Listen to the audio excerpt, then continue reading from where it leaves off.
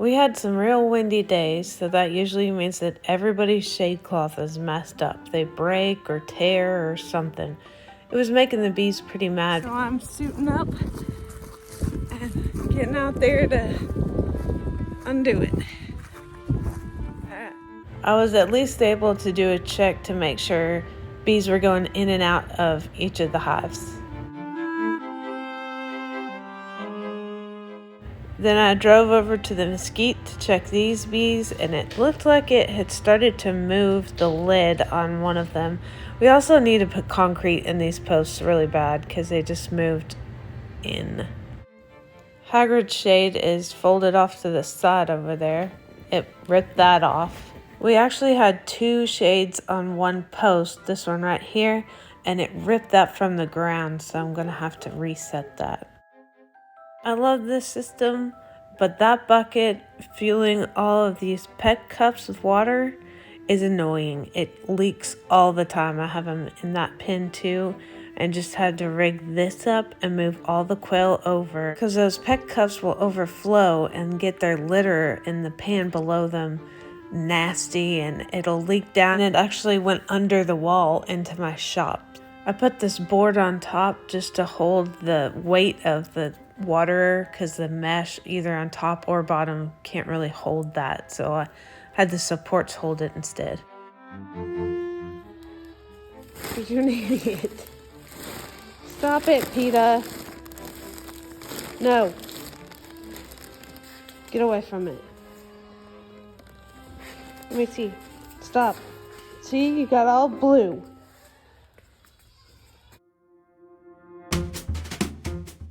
This just looks like a good time. Here we are back to work at the chicken coop. We want to have a concrete floor just so it's easier to clean up in there.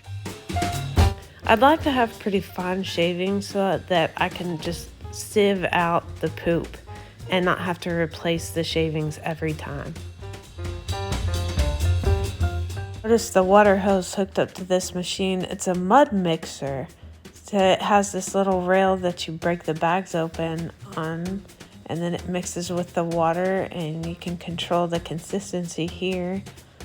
But it's much easier than doing it by hand, and for $80 it was a great machine to rent. For the most part, Derek was moving the already mixed concrete into place and then leveling it, and I was trying to keep up with the machine, taking bags of concrete from the trailer to the machine.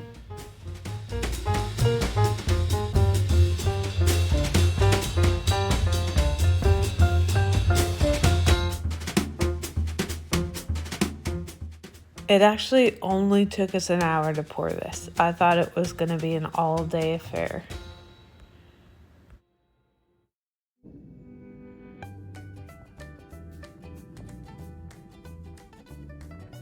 Sally has been so curious about Katniss. She's about her height, so she just wants to play sometimes.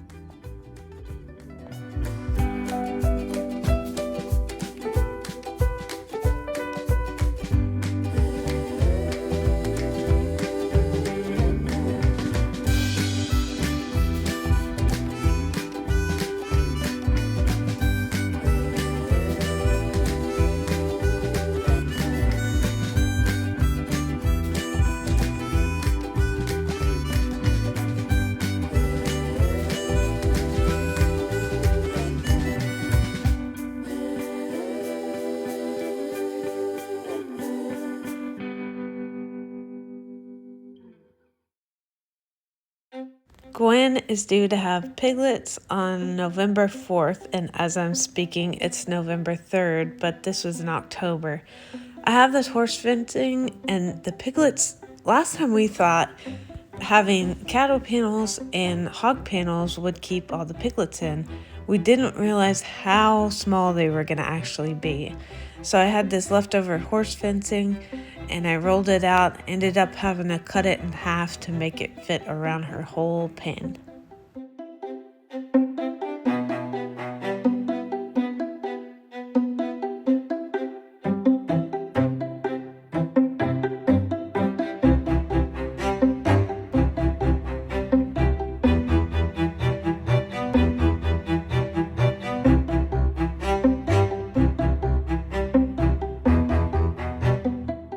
We gave her some hay and we put a long pallet that was actually in the sheep pen back behind her there, just so the babies won't get in her wallow and get stuck.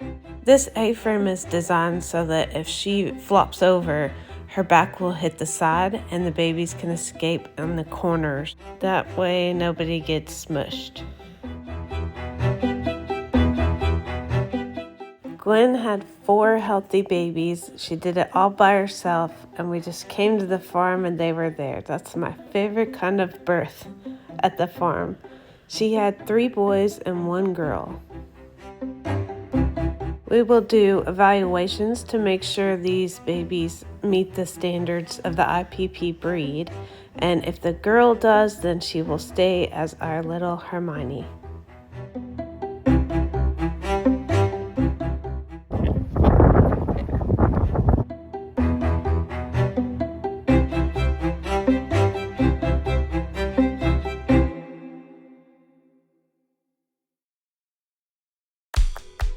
November 4th, and it's time to feed the first bale of the season.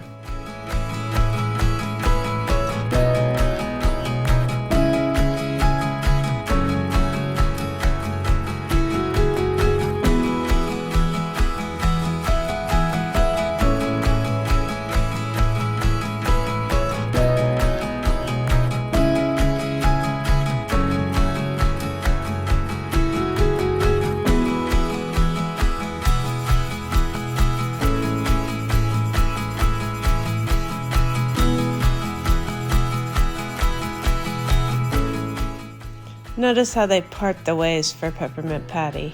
She loves hay bales.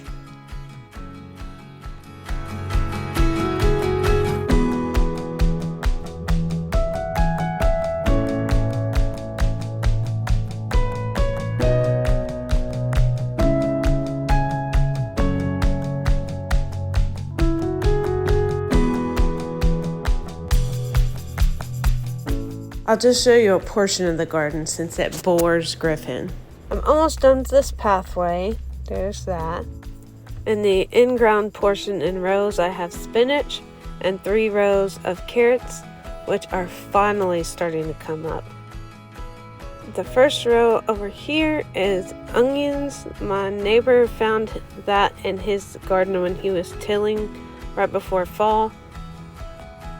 The next row is garlic. This is Texas rose garlic, and it came up quick. The next row is turnips. I should have thinned, but I didn't, but luckily they just pushed against each other. They didn't really misshape. I went ahead and pulled them because the mice were starting in on them. Next is beets. I have them in several different stages. I really need to pull these. And the last in this in-ground section is shallots. And here's some rain we got the last time it rained, but it rained last night too.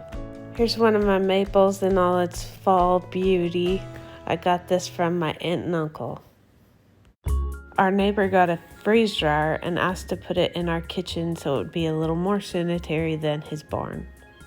These are green beans from the garden. Strawberries, some from the garden, some from the store, and blackberries and boysenberries from our berry patch in the back. These are little tomatoes that I cut in half, and some leftover mango. I thought I had more than that.